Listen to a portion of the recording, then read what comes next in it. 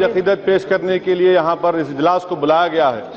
میری نظر میں وہ ہندوستان کے سب سے بڑے دانشمند تھے، بہترین پولیٹیکل سائنٹسٹ تھے، بہترین ماہر معاشیات تھے، اور میں نے اس بات کو پہلے بھی عوام میں دہرایا، آج بھی دہرا رہا ہوں کہ ہندوستان میں اگر سب سے بڑا قائد تھا مہاتما گاندھی سے بڑھ کر تو بابا صاحب امبیڈکر تھے۔ میڈم، اس ملک میں، ہمارے ملک میں اس بات کو سمجھنے کی ضرورت ہے کہ اگر نہرو وزیر اعظم نہیں بنتے تو امبیڈکر اس کانسٹیٹیوشن کو نہیں بناتے، اور اگر نہرو وزیر اعظم نہیں بنتے تو کوئی اور اس دستور کو بناتا اور یقیناً ہندوستان ایک مذہبی ملک بن جاتا۔ تو یقیناً خراج عقیدت پیش کرنا پڑے گا ہندوستان کے پہلے وزیر اعظم کو بھی۔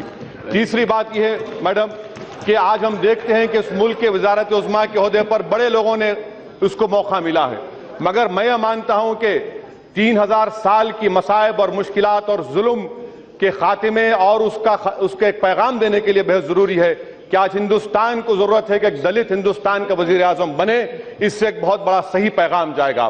پانچویں بات یہ ہے میڈم کہ آج ہماری جمہوریت، ہمارے بزرگوں نے اس بات کو فیصلہ کیا کہ ہماری جمہوریت پارٹیسپیٹیو فارم آف ڈیموکریسی ہوگی، مگر آج ہم کیا دیکھتے ہیں کہ افسوس کے ساتھ ہمارے اس ایوان میں صرف 6% مسلم اقلیت کے نمائندے جیت کے آتے ہیں۔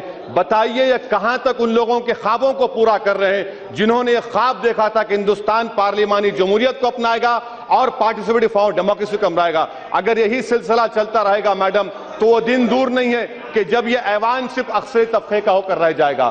بابا صاحب امبیڈکر نے اقلیتوں کے لیے آرٹیکل 29 اور 30 کو دیا میڈم۔ 29 اور 30 کے تحت اقلیتوں کی زبان، ان کے کلچر اور ان کے تعلیمی اداروں کی حفاظت ہوتی ہے۔ میں یہاں پر آپ کی اجازت سے بابا صاحب امبیڈکر نے 4 نومبر 1948 کو کیا کہا تھا؟ کہا تھا کہ do diehards who have developed a kind of fanatism against minority protection, I would like to say two things. One is minorities are an explosive force which if it erupts can blow up the whole fabric of the state. The history of Europe bears ample and appalling testimony of the fact. Minorities of India have agreed to place their confidence in the hands of majority. He said it is for the majority to realize the duty, not to discriminate against minority. This is the golden word said by Baba Saheb Ambedkar.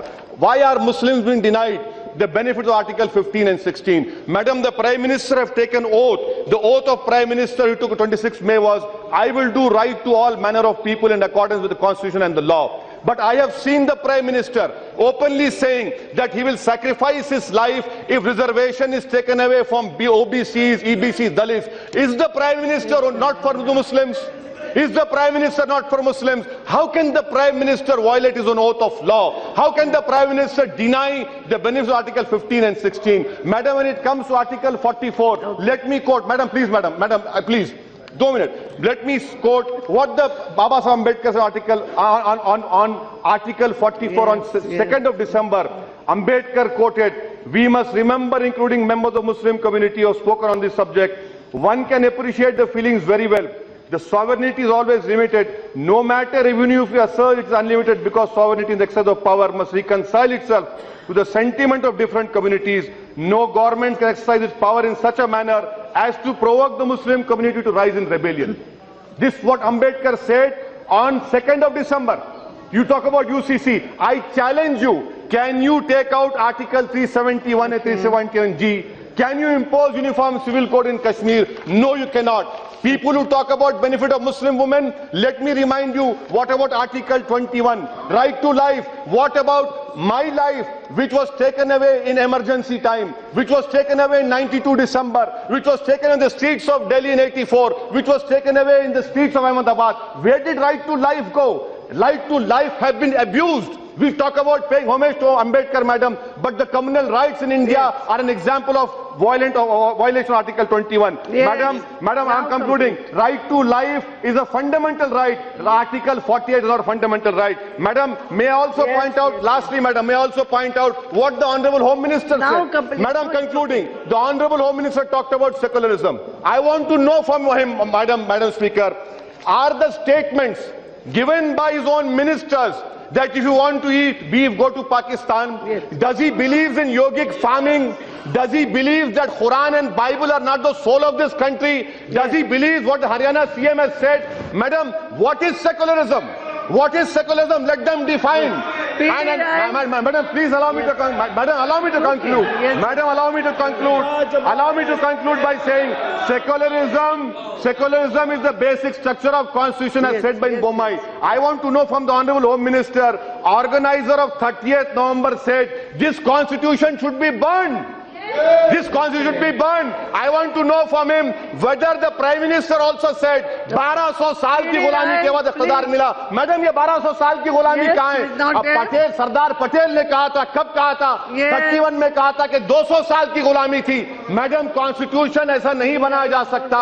ये बात आज जो कर रहे हैं home minister का मंच और मकसद ये कि प्रियम्बल को तोड़ा जाए और वहां पर हिंदू राष्ट्र बनाने की कोशिश कर रहे हैं. इसीलिए मैं खत्म कर रहा हूं. मैडम, आपकी इजाजत से मैं खत्म कर रहा हूं. मैं ये समझता हूं कि आज इस मुल्क के मल्टी कल्चरलिज्म खतरा है, कॉन्स्टिट्यूशन के खिलाफ ताकतें हैं, सेकुलरिज्म के खिलाफ तो आपसे खतरा है, हमसे खतरा नहीं है. आप अपने आप को बचाइए. अकीदत पेश करने के लिए यहां पर इस इजलास को बुलाया गया है. मेरी नजर में वो हिंदुस्तान के सबसे बड़े दानिशमंद थे, बेहतरीन पॉलिटिकल साइंटिस्ट थे, बेहतरीन माहिर माशियात थे. और मैंने इस बात को पहले भी अवाम में दोहराया, आज भी दोहरा रहा हूं कि हिंदुस्तान में अगर सबसे बड़ा कायद था महात्मा गांधी से बढ़कर तो बाबा साहब अम्बेडकर थे. मैडम, इस मुल्क में, हमारे मुल्क में इस बात को समझने की जरूरत है कि अगर नेहरू वजीर आजम नहीं बनते तो अम्बेडकर इस कॉन्स्टिट्यूशन को नहीं बनाते, और अगर नेहरू वजीर आजम नहीं बनते तो कोई और इस दस्तूर को बनाता और यकीनन हिंदुस्तान एक मजहबी मुल्क बन जाता. तो यकीनन खराज अकीदत पेश करना पड़ेगा हिंदुस्तान के पहले वजीर आजम को भी. तीसरी बात यह है मैडम कि आज हम देखते हैं कि इस मुल्क के वजारत उज़्मा के ओहदे पर बड़े लोगों ने उसको मौका मिला है, मगर मैं ये मानता हूं कि 3000 साल की मसाइब और मुश्किलात और जुल्म के खात्मे और उसका एक पैगाम देने के लिए बेहद जरूरी है कि आज हिंदुस्तान को जरूरत है कि एक दलित हिंदुस्तान का वजीर आजम बने. इससे एक बहुत बड़ा सही पैगाम जाएगा. पांचवी बात यह है मैडम कि आज हमारी जमहूरियत, हमारे बुजुर्गों ने इस बात को फैसला किया कि हमारी जमहूरियत पार्टिसिपेटिव फॉर्म ऑफ डेमोक्रेसी होगी, मगर आज हम क्या देखते हैं कि अफसोस के साथ हमारे इस ऐवान में सिर्फ 6% मुस्लिम अक़लियत के नुमाइंदे जीत के आते हैं. बताइए ये कहां तक उन लोगों के ख्वाबों को पूरा कर रहे हैं जिन्होंने ये ख्वाब देखा था कि हिंदुस्तान पार्लिमानी जमहूरियत को अपनाएगा और पार्टिसिपेटिव फॉर्म ऑफ डेमोक्रेसी को अपनाएगा. अगर यही सिलसिला चलता रहेगा मैडम तो वो दिन दूर नहीं है कि जब ये ऐवान सिर्फ अक्सर तबके का होकर रह जाएगा. बाबा साहब अम्बेडकर ने अक़लियतों के लिए आर्टिकल 29 और 30 को दिया. मैडम, 29 और 30 के तहत अक़लियतों की जबान, उनके कल्चर और उनके तालीमी इदारों की हिफाजत होती है. मैं यहां पर आपकी इजाजत से बाबा साहब अम्बेडकर ने 4 नवंबर, how can the prime minister deny the benefits of article 15 and 16? Madam, when it comes to article 44, let me quote. Madam please, madam please 2 minutes. Let me quote what the Baba Saheb Ambedkar's article on Article 44 on 2nd of December. Ambedkar quoted, "We must remember, including members of Muslim community who have spoken on this subject. One can appreciate the feelings very well. The sovereignty is always limited. No matter even if we assert it's unlimited, because sovereignty in the excess of power must reconcile itself to the sentiment of different communities. No government can exercise its power in such a manner as to provoke the Muslim community to rise in rebellion." This is what Ambedkar said on 2nd of December. You talk about UCC. I challenge you. Can you take out Article 371 and 371G? Can you impose uniform civil code in Kashmir? No, you cannot. People who talk about benefit of Muslim women, let me remind you, what about Article 21? Right, 1948 को क्या कहा था? कहा था कि do diehards who have developed a kind of fanaticism against minority protection. I would like to say 2 things. One is minorities are an explosive force which, if it erupts, can blow up the whole fabric of the state. The history of Europe bears ample and appalling testimony of the fact. Minorities of India have agreed to place their confidence in the hands of majority.